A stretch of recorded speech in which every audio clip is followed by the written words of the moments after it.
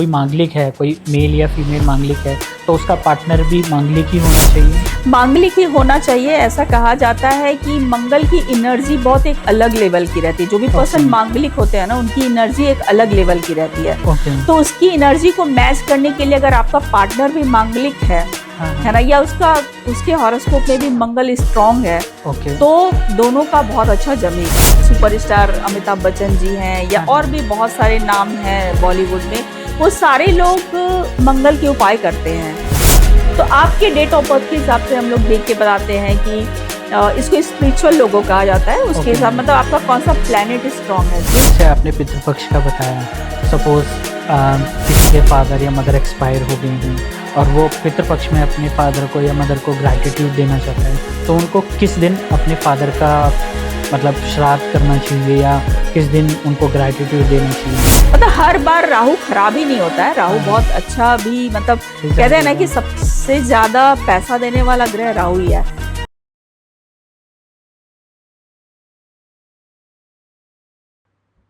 राधे राधे दोस्तों, welcome back. एक बार फिर से स्वागत है आपका हमारे चैनल पे।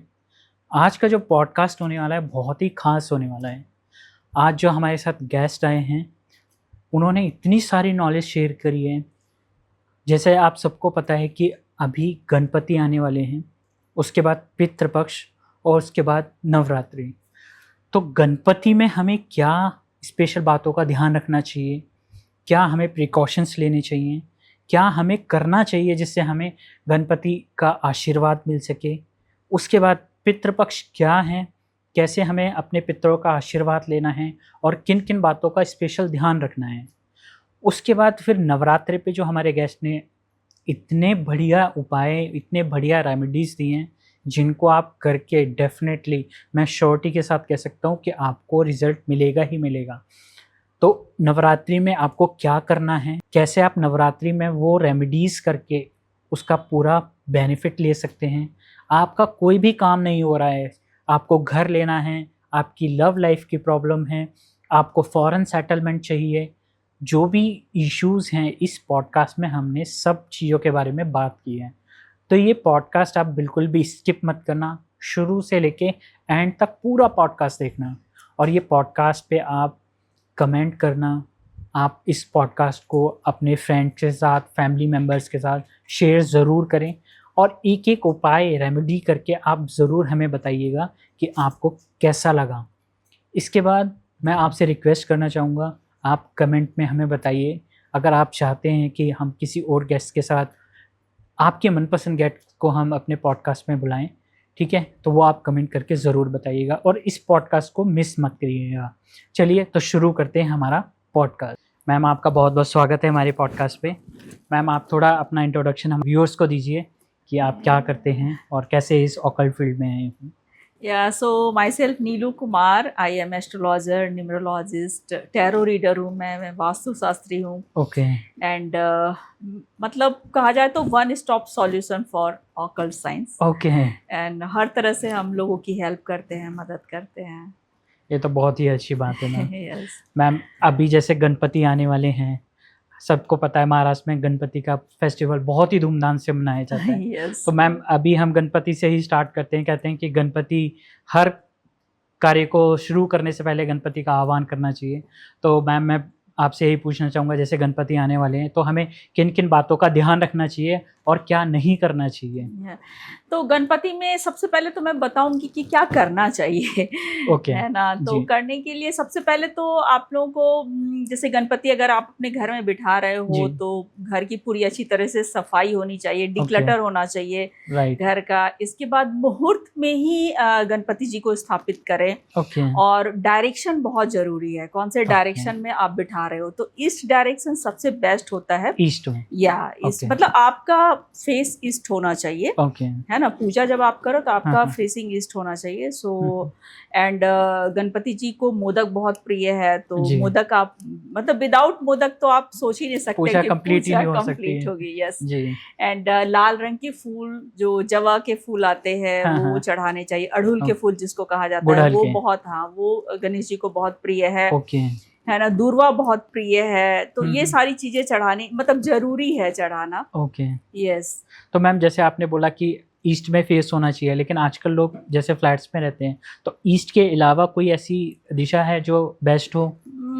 ईस्ट सबसे अच्छा माना जाता है। इससे ईस्ट इसलिए कि मतलब आप गणेश पूजा इसलिए कर रहे हो कि आपके घर में पूरा सुख समृद्धि आए, हर तरह से आपके घर में प्रॉस्पेरिटी आए, है ना, लोगों के साथ कनेक्टिविटी बढ़े। तो अगर आप ईस्ट में करते हो तो ये सारी चीजें आप इजिली इनवाइट कर पाएंगे अपने घर में, है ना। तो सबसे बेस्ट डायरेक्शन है, आपके घर में भी मिल जाएगा ईस्ट, ऐसा कोई मुश्किल नहीं है। फ्लैट में भी लोग रहते तो करते ही है, तो yes you can do it. Okay. और दूसरा मैम, जैसे आपने कहा दुर्वा, तो गणपति को दुर्वा क्यों चढ़ाना चाहिए हमें? गणेश जी एक बार एक राक्षस को, अनरसुर नामक राक्षस को निगल लिए थे, तो जिसकी वजह से उनके पेट में बहुत ज्यादा जलन होने लगी थी। तो ऋषि कश्यप ने उनको दुर्वा खिलाई थी, जिसकी वजह से उनके पेट में जो जलन हो रही थी उससे बहुत मतलब रिलीफ हुआ था। तो इसलिए गणेश जी को दुर्वा बहुत पसंद है। और ऐसा कहा जाता है, ऐसी मान्यता है कि जो भी तरह की प्रॉब्लम है आपको हेल्थ से रिलेटेड, तो अगर आप दुर्वा चढ़ाते हो, मतलब इसमें कि 21 गांठ की दुर्वा अगर आप चढ़ाते हो गणेश जी को, तो आपका हेल्थ से रिलेटेड जो भी प्रॉब्लम है वो सॉल्व हो जाएगा। ये तो मैम आपने बहुत ही अच्छा बताया कि सिर्फ आप गणेश जी को दुर्वा चढ़ा रहे हो और आपकी हेल्थ प्रॉब्लम रिजॉल्व हो रही है। यस यस जी। और मैम, हमें किन बातों की सावधानियां रखनी चाहिए कि ये चीज़ तो अगर हम गणपति पूजन कर रहे हैं तो ये चीज़ नहीं होनी चाहिए? तो सबसे पहले तो सफेद रंग के फूल गणेश जी को बिल्कुल नहीं चढ़ाने चाहिए। तुलसी के पत्तों को नहीं चढ़ाना चाहिए। और तीसरा, कभी भी कुछ सूखे हुए फूल नहीं चढ़ाने चाहिए। मतलब हमेशा फ्रेश फ्लावर से गणेश जी की पूजा करनी चाहिए। और चौथा, इस दिन चतुर्थी का चांद नहीं देखना चाहिए। मतलब ऐसा मान्यता है कि अगर इस दिन आप चांद को देखते हैं तो मतलब कुछ कलंक लग सकता है आपके ऊपर, या कुछ चीजें मतलब अच्छा नहीं है उस दिन, अच्छा नहीं होगा आपके लिए वो देखना। तो 4 चीजें तो बिल्कुल नहीं करनी चाहिए। ये तो मैम मैं फर्स्ट टाइम सुन रहा हूँ आपसे। मतलब ऐसा कहा जाता है कि चतुर्थी का चांद नहीं देखना चाहिए।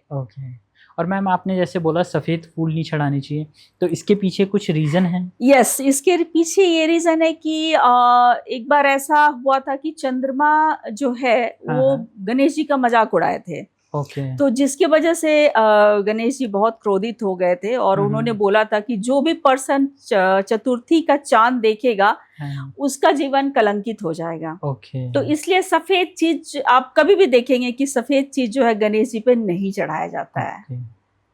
तो मेन ये है कि गणपति को सफेद फूल भी नहीं चढ़ाने और उस दिन चतुर्थी को चांद भी नहीं देखना, और तुलसी तो भूल कर भी नहीं चढ़ाना। तो तुलसी तो मैम जैसे हम बोलते हैं कि पूजा में तुलसी होना बहुत जरूरी है, तो ये क्या है, मतलब तुलसी गणपति को नहीं चढ़ानी चाहिए? सो पौराणिक कथाओं के अनुसार तुलसी जी ने एक बार गणेश जी के सामने विवाह का प्रस्ताव रख दिया था। अच्छा।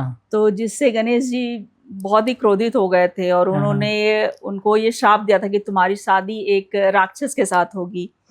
और तब से गणेश जी को तुलसी नहीं चढ़ाया जाता है। ऐसे शिवलिंग में भी तुलसी नहीं चढ़ाया जाता है। तो उस तरह गणेश जी को भी तुलसी नहीं चढ़ाया जाता है। तो ये हमें स्पेशल ध्यान रखना चाहिए जब भी हम गणपति को प्रसाद या भोग अर्पण कर रहे हैं तो हमें तुलसा यूज नहीं करना चाहिए। बहुत सारे लोगों को ये चीज नहीं पता होता, लोग चढ़ा देते हैं, बट ऐसा नहीं होना चाहिए। तो मैम अभी जैसे आप अभी ये जो 2025 में अगर सपोज हम न्यूमरोलॉजी के अकॉर्डिंग बात करते हैं, अगर 1 से 9 नंबर तक गणपति की पूजा कर रहे हैं या गणपति अपने घर में ला रहे हैं, तो उनको किन किन बातों का विशेष ध्यान रखना चाहिए? आप थोड़ा 1 से 9 नंबर तक के बारे में बताएंगे? यस। सो अगर आपका मूलांक 1, 10, 19 और 28 है तो आप लोगों को रेड कलर के कपड़े पहनने चाहिए, ऑरेंज कलर के कपड़े पहनने चाहिए, और रेड कलर का फूल अगर आप चढ़ाते हो, है ना, रेड रोली चंदन, मतलब रेड कलर की कुछ भी चीजें अगर आप चढ़ाते हो तो वो आपके लिए बहुत ज्यादा प्रॉस्पेरस रहेगा, है ना। 2 नंबर वालों के लिए अब सफेद चीजें तो गणपति को नहीं पसंद है ना, तो भी आप रेड ही, मतलब नंबर 2 वालों को भी रेड कलर की चीज को ही चढ़ाना अच्छा माना जाता है। नंबर 3 जिनका मूलांक है 3 हो गया, 12 है ना, 21 है या फिर 30 है, तो ऐसे लोगों को पीली रंग की चीजें चढ़ानी चाहिए, है ना। पीले वस्त्र पहनना चाहिए, हम्म। पीली रंग की मिठाई चढ़ा सकते हैं, हाँ। पीली फूल चढ़ा सकते हैं, राइट। है ना। पीली चंदन मतलब हर चीज येलो कलर में येलो आप कलर इनको में। चढ़ाइए। ओके। सो मूलांक 4, 13, हम्म। 22 और 31 वालों के लिए सबसे बेस्ट होता है चंदन चढ़ाना चाहिए। ओके। है ना। चंदन। व्हाइट कलर के चंदन को घिसकर या येलो चंदन को घिसकर आप जो है ओके। गणपति जी को चढ़ा सकते हैं, और आप अपने खुद के सर पे भी लगा सकते हैं। इससे ओके। मतलब आपका माइंड, मतलब 4 नंबर वालों का माइंड ना बहुत ज्यादा क्रिएटिव होता है। राइट। है ना। तो आप मतलब गणपति जी को जो आप चंदन चढ़ाते हो तो गणपति जी आपको सुबुद्धि देंगे कि आपका जो क्रिएटिविटी है वो सही दिशा में जा सके, सही चीजें काम आप में कर लगे। सके। Yes right. यस। तो जिनका भी मूलांक 5, 14 और 23 है, इन लोगों को ग्रीन कलर के वस्त्र चढ़ाने चाहिए। ओके। है ना। और इस दिन अगर आप ग्रीन एवेंचुरीन ब्रेसलेट जो होता है उसको अगर आप चढ़ा देते हो भगवान जी के पास, रात भर आप रखते हो और अगले दिन इसको आप पहनते हो, तो आप देखेंगे कि आपके लाइफ में एक अलग तरह का स्टेबिलिटी, प्रॉस्पेरिटी आने लगेगा। तो ग्रीन कलर बहुत मस्ट है। ओके। नंबर 6, यस, नंबर 6 वालों के लिए पिंक कलर के फ्लावर्स चढ़ाने चाहिए। Okay. Pink colour. Yes, and rose मतलब गुलाब का इत्र चढ़ा सकते हो। और जब आप चढ़ाते हो तो भगवान को अर्पण करने के बाद रात भर इसको आप रहने दो वहां, और अगले दिन आप इसको यूज करना स्टार्ट करें। ओके। जो हमने गणपति को चढ़ाया वो फिर हम यूज कर सकते हैं। यस, यूज कर सकते हो। एवरीडे आप यूज करना स्टार्ट कीजिए, तो आपकी लाइफ में आप देखेंगे कि एक अलग सा नेम फेम सब आने लगेगा। है ना। मूलांक 7 वालों के लिए मोदक चढ़ाना सबसे अच्छा माना जाता है ना। भोग में मोदक चढ़ाएं। भोग में मोदक चढ़ाएं, जिससे आपके लाइफ में जितना मतलब नंबर 7 वाले ऐसे होते हैं ना कि थोड़ा सा बहुत सेंसिटिव पर्सन होते हैं, बहुत ज्यादा सोचते रहते हैं, किसी भी चीज को अगर पकड़ लिया तो वो सोचते रहेंगे। तो अगर आप लड्डू का भोग लगाते हैं तो आपकी लाइफ में मतलब आपको मेंटल पीस बहुत ज्यादा रहेगा। सो मूलांक 8 और मूलांक 9 वालों को रेड कलर के पुष्प चढ़ाने चाहिए, मोदक चढ़ाना चाहिए, एंड चंदन, पीली चंदन जरूर चढ़ाना चाहिए। तो ये सारी चीजें अगर आप मूलांक वाइज करते हैं तो आप देखेंगे कि आपकी लाइफ में एक अलग तरह का प्रॉस्पेरिटी गणपति बप्पा की तरफ से आएगा, और 2026 भी आप लोगों के लिए बहुत अच्छा रहेगा। ये तो मैम आपने बहुत ही अच्छी रेमेडीज बताई हैं 1 से 9 मूलांक के लिए। तो मेरी सबसे रिक्वेस्ट है आप अपने मूलांक के अकॉर्डिंग ये सारे उपाय ज़रूर करो, और मैम ने जो बताया उन चीज़ों का स्पेशल ध्यान रखना कि क्या नहीं करना है। हम फोकस तो करते हैं कि क्या करना है, बट हम वो भूल जाते हैं कि हमें क्या नहीं करना है। तो आप उन चीज़ों पे स्पेशल ध्यान रखना कि आपको क्या नहीं करना है।